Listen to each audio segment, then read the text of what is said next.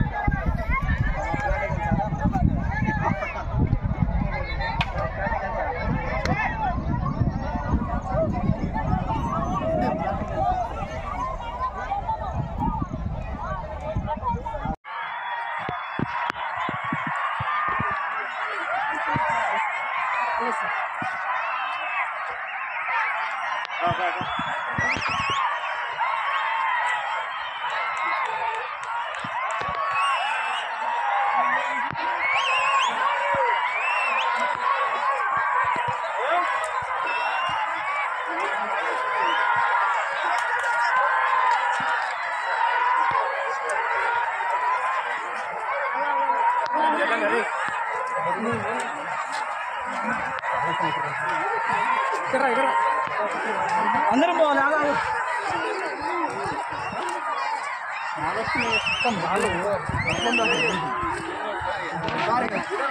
Sir విత్ stone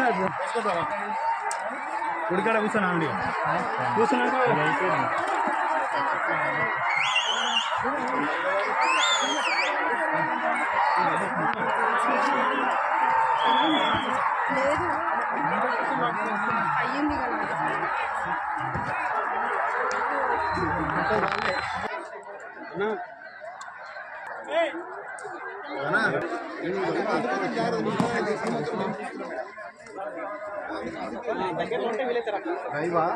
ఎవరు లేరు. టీవీ 9 ఉన్నట్టు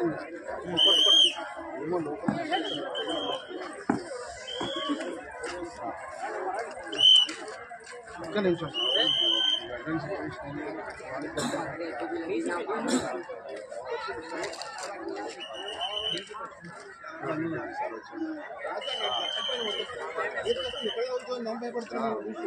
హెల్మెట్ వేసుకురారా?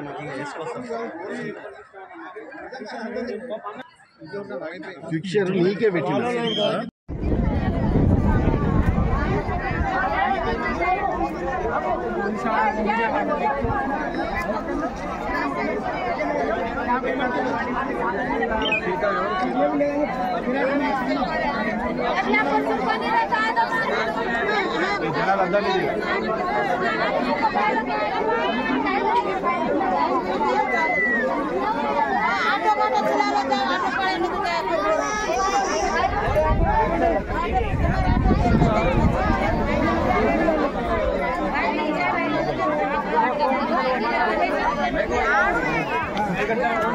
ఎందుకంటే దాంట్లో మీరు నిజంగా లేని వల్ల ఉన్నోళ్ళు అనేది ప్రభుత్వం తెలియదు కదా.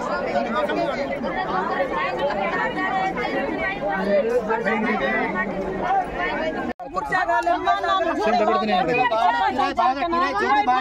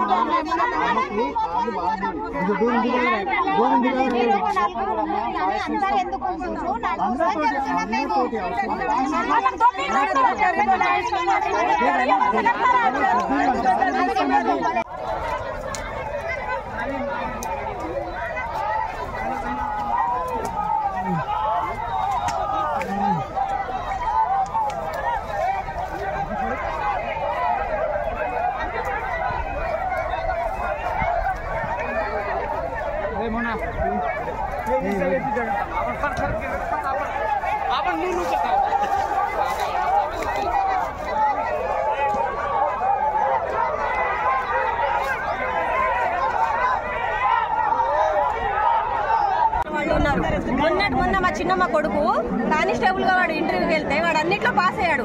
జస్ట్ రన్నింగ్ లో ఒక్క మార్క్ తీసేశాడు. వాడికంటే ఎవరో డబ్బున్నాడు దాన్ని లంచం పెట్టి కొనేశాడు. మాలాంటి వాళ్ళు ఏమవ్వాలి? అది మేము అడిగేది. మాకు జాబులు ఇవ్వరు, నొక్కేస్తారు డబ్బున్న వాళ్ళు. ఇలా డబ్బున్న వాళ్ళే అన్ని కొంటూ పోతుంటే మాలాంటి పేదవాళ్ళు ఏమవ్వాలి? మమ్మల్ని ఏ ప్రభుత్వం ఆదుకోదా? ఓట్ల కోసం మా గల్లీలకు వస్తారు, దండాలు పెడతారు, ఇట్లా ఓట్లు తొప్పేసి ఏదో నల్మాట చెప్పి వెళ్ళిపోతారు. మీకు ఇది చేస్తాం, అది చేస్తాం. ఏది చేస్తున్నారు? మాకు మీరు చేయాల్సింది ఏమీ లేదు. మాకు ఇల్లు ఇవ్వండి పక్క, అంతే. మొన్న కూడా లైవ్ వచ్చారు, ఏ ఛానల్లో లైవ్ రాలేదు. మీరైనా ఇస్తారా? మా సంగతి తర్వాత మీరు ప్రభుత్వాన్ని ఏం డిమాండ్ చేయబోతున్నారు అది ఒకసారి. మేము ప్రభుత్వాన్ని డిమాండ్ చేసేది మాకు పక్క ఇల్లు కావాలి. ప్రాణాలైనా వదిలేస్తాం కానీ ఇక్కడ నుంచి కదలం. ఇది మేము చెప్పేది. మా డిమాండ్ ఇది ఒకటే. ఓకే, డబుల్ బెడ్రూమ్లు ఇవ్వాలి లేదా ఇళ్ళ స్థలాలు ఇవ్వాలి. ఓకే. అక్కడ వర్షాలు లేక 400 చెట్లు నాటాను సార్, మామిడి చెట్లు. జుప్పల్లి సారు వీళ్ళు ఏం చేసినట్టే కాలువ మంచిగా మీరు హైదరాబాద్ పోయేది అవసరం లేదని సార్ పెట్టారు. ఎంతవరకు కాలువ కూడా శాంక్షన్ అయింది సార్. కాలువకు జేసీపీ లేదు, ఓపెనింగ్ లేదు, ఏం లేదు. 400 చెట్లు ఎండకు చచ్చిపోయినాయి సార్. నేను బోర్లు వేయించాను, 5 లక్షలు ఖర్చు అయింది. ఇక్కడ హైదరాబాద్ లో వచ్చి బతుకుదామంటే అది ఎట్లయిందంటే మరి మేము పరిస్థితి మాది ఘోరంగా. అది రూమ్ రెంట్ కట్టలేక మేము వస్తున్నాం సార్. మాది 4 పిల్లలు వాళ్ళకు చదువు తిండి, నేను మేస్త్రి పని చేస్తాను. ఇంకోటి రేవంత్ రెడ్డి సార్ ఏం చెప్పాడంటే గుంపు మేస్త్రి, మా పేరును బ్యాడ్ చేసిండు రేవంత్ రెడ్డి సార్. ఏంటంటే గుంపు మేస్త్రి అంటే గుంపు మేస్త్రి ఇప్పుడు గుంపు ఉంది కదా సార్. రేవంత్ రెడ్డి వచ్చి మాట్లాడమండి ఈడ వచ్చి గుంపు మేస్త్రులకు కొద్దిగా స్థలం ఏమను, మేము ఈడ బతుకుతాం, బతికి మా పొట్ట తీరు మేము ఈడ తీర్చుకుంటాం కదా సార్. మేము ఎప్పుడు మీడియా ముందర నేను ఎప్పుడు మాట్లాడలేదు సార్. రేవంత్ రెడ్డి మీ మేస్త్రి అందరినీ గుంపు మేస్త్రి అని రేవంత్ రెడ్డి అన్నాడా? రేవంత్ రెడ్డి ఒప్పుకున్నాడు కూడా. నాకు ఎవరో చెప్పిండ్రు నేను గుంపు మేస్త్రి అని చెప్పిండు. చెప్పినప్పుడు కూడా ఇప్పుడు రేవంత్ రెడ్డి గుంపు మేస్త్రి అనుకున్నాం. వచ్చి ఇక్కడ గుంపు మేస్త్రితో మాట్లాడి నాకేమో న్యాయం చేయాలంటే చేసుకోవాలని కోరుకుంటున్నాం. అది అంటే నేను మేస్త్రి పని చేస్తా. నేను మేస్త్రి పని చేసి 35 సంవత్సరము.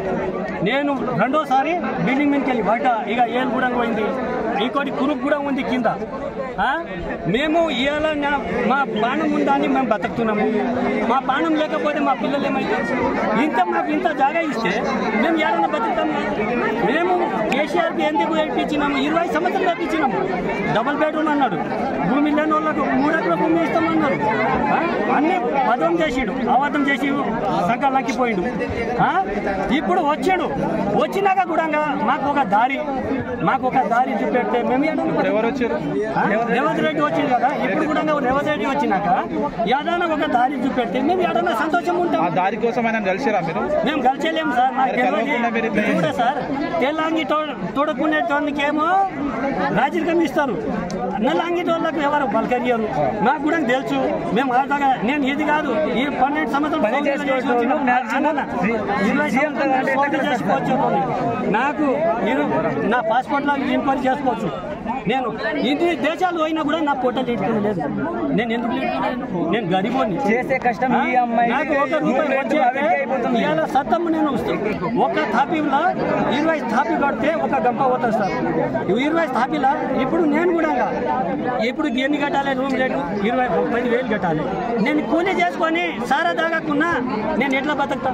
నాకు కూడా నిద్ర రావాలి కదా. కష్టం చేసినప్పుడు నాకు కూడా నిద్ర రావాలి కదా. నిద్ర వస్తే నేను కళ్ళు తాగాలి కదా, కొడదన్నా తాగాలి కదా. తాగినాక నాకు అన్ని బాధలు ఉన్నాక నేను ఎవరికి పోయి చెప్పాను? అదే మేమేం చెప్తున్నామంటే, ప్రభుత్వం ముందు ఏం చెప్తున్నామంటే, మాకు ఏడన్నా గవర్నమెంట్ లాలో మాకు బిల్డింగ్ కట్టి ఇవ్వకు, నువ్వు మాకు ఒక గుడిసె కోసము ఇంత జాగా ఇస్తే మేము కూర్చుంటాము, మా పిల్లలు బతుకుతారు, ఈ స్కూల్లో వేస్తాము, మేము కూడా మీ హాస్పిటల్లో బతుకుతాము, మీరు బతికేటోళ్ళే మేము కదా. సరే, ఇప్పుడు మీరు జాగాలు వేసుకుంటున్నారు కదా, దీనిపైన ప్రభుత్వం మీ దగ్గరికి వాళ్ళు వచ్చేమన్నా మాట్లాడారు? పోలీసులు ఏమంటున్నారంటే, మీరు పోయింది మీకు కోర్టు తీస్తారు, మీకు చంపిస్తారు, మీకు ఆర్మీ వాళ్ళకి పిలుస్తారు, మీన్ వాళ్ళకి పిలుస్తారు, కింది వాళ్ళకి. మేము పోయేటోళ్ళు బతుకు వేస్తూ ఎందుకు సార్? ఎప్పుడైనా పోయేటోళ్ళమే కదా, భూమి మట్టాకు భూమికే పోతాం కదా, డబ్బులు ఏం రాదు కదా, మేము చచ్చిపోతే ఏం రాదు కదా, ఎప్పుడైనా చచ్చిపోయేటోళ్ళం కదా. అందుకోసం ఎలా చచ్చిపోతే మంచిది. ఇప్పుడు మీరు ప్రభుత్వానికి ఏం డిమాండ్ చేస్తారు? మాకు ఇల్లు కావాలి, ప్లేస్ కావాలి, నాకేం వద్దు. నీ దౌలతో నీకు అవసరం ఉంటే మేము గెలిపిస్తాము రాజకీయంలో. ఒకవేళ ప్రభుత్వం స్పందించకపోతే ఏం చేస్తారు? ఏం పోరాడతాం సార్,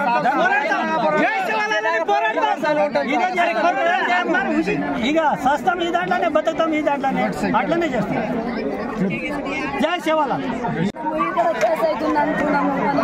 మేము 5-6 మందులకు వర్షంలో నీళ్లు కలిసి పాములు కలిసి మాకు ఒక ఇల్లు లేక ఓట్లేసినప్పుడేమో మీకు డబల్ బెడ్రూమ్ ఇస్తామంటుండ్రు, మీకు రైతు బంధు ఇస్తామంటుండ్రు. మరి నా పేరు బుజ్జమ్మ సార్, మాది మహబూబ్ నగర్. అంటే ఇక్కడనే హైదరాబాద్ లో బతుకుతున్నాం కదా సార్. వచ్చి 7 సంవత్సరాలు అవుతుంది సార్, 5-7 సంవత్సరాలు అవుతుంది. మాకు ఆటోలు నడుపుకొని బతికేటోళ్ళం సార్, మాకు ఏం లేదు కదా. భూమి ఉంది, 2 ఎకరాలు ఉంది. 2 ఎకరాలు భూమి. అవును, 5 సంవత్సరాలు అయింది. ఇల్లు లేదు. అయితే ఇక్కడ కబ్జా చేసుకొని రాలేదు. సీఎం అదే రేవంత్ రెడ్డి అన్న సార్, మేము ఓట్లు వచ్చినప్పుడనే కదా పెద్దగా అయిండు. ఇప్పుడు ఇంతమంది వారం రోజుల నుంచి పాము కలిసి ఆడాలి, మా బాధలు చూడలేక చిన్న చిన్న పిల్లలకి ఇచ్చిపెట్టి ఊళ్ళో ఇంటికాడ ఇచ్చిపెట్టి వాళ్ళకి ఫుడ్డు లేక, మాకు ఫుడ్డు లేక, ఆ మొగలు ఆటోలు నడవక మాకు ఎంత గోస అవుతుంది. ఎవరికి ఇంతమంది పోలీసులు పంపిస్తుండ్రు? మీరు అలా ఓట్లు వేసినప్పుడు పోలీసులు వచ్చిండ, రేవంత్ రెడ్డి అన్న వచ్చిండు కదా, అలా మాకు ఓట్లేనమ్మా నీకు న్యాయం చేస్తామన్నాడు. మరి ఇప్పుడు ఎందుకు వస్తలేడు అన్న? రేవంత్ రెడ్డి వస్తలేడు, సీఎం ఎందుకు వస్తలేడు? మా బాధ ఎందుకు అర్థం చేసుకుంటలేడు అన్న? ప్రభుత్వం మీకు ఇల్లు ఇస్తుందని చెప్పింది కదా, అవును, అది అమలు అయిందా? అయింది కానీ ఏడ ఇస్తుండనా? అమలు పథకం అమలు చేసిండు. కొత్త గవర్నమెంట్ వచ్చింది, ఎన్ని రోజులైంది గవర్నమెంట్ వచ్చి? ఇప్పుడు 6 పథకాలు చెప్పిండు. ఆ పథకాలు ఇప్పుడు ఎన్ని అమలైనాయి? ఎవరికైంది సార్? 6 పథకాల్లో ఎన్ని అమలైనాయి? 3 అయినాయి. అంటే ఇప్పుడు ఇల్లు పథకం కూడా తొందరలో స్టార్ట్ చేస్తాం. మరి అప్పటిదాకా మీరు ఆగాల్సి వస్తుంది కదా. ఎన్ని రోజులు సార్? అవునమ్మా,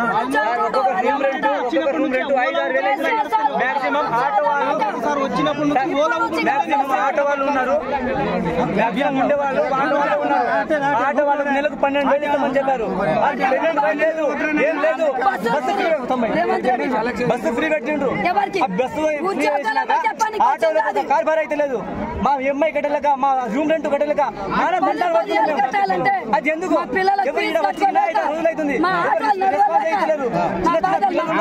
ఈ గుట్టలలో ఇక్కడ శివరాలు గుడి పెట్టినాం, ఎవరు రెస్పాన్స్ అయ్యారు? మాకు మాత్రం ఇక్కడ దారి చూపాలని కోరుకుంటున్నాం సార్. జై శివరాలు. మాకేనా కానీ కాదు సార్, మాకేడైనా సరే చిన్న చోటు కావాలి ఉండనికే, కిరాయి కట్టుకోనికే మాకు వద్దు. మీరు ప్రభుత్వానికి ఏమన్నా పెట్టుకుర్రా మాకు ఇళ్ల స్థలాలు కావాలని? పెట్టుకున్నాము. ఎప్పుడు పెట్టుకున్నారు? పెట్టుకోనికే కూడా చాలా సంవత్సరాలు అయింది. చాలా సంవత్సరాల కింద కేసీఆర్ ప్రభుత్వం ఉండే, ప్రభుత్వం వచ్చింది, దానికి ఏమైనా పెట్టిరా మీరు? అదే సార్, ఇప్పుడు ఏమైందంటే వాళ్ళకు కూడా అదే, మాకు ఏమో దాని వద్దు, దౌలత్ వద్దు, మీ పైసలు వద్దు, మీ డబ్బులు వద్దు, మాకు ఏం అవసరం లేదు. మాకేం కావాలి? ఇంత సాటు కావాలి. ఈ అడవిలో ఎందుకు వచ్చి కూర్చున్నామంటే జర మాకు నీడ అవుతుంది, నీడ కోసం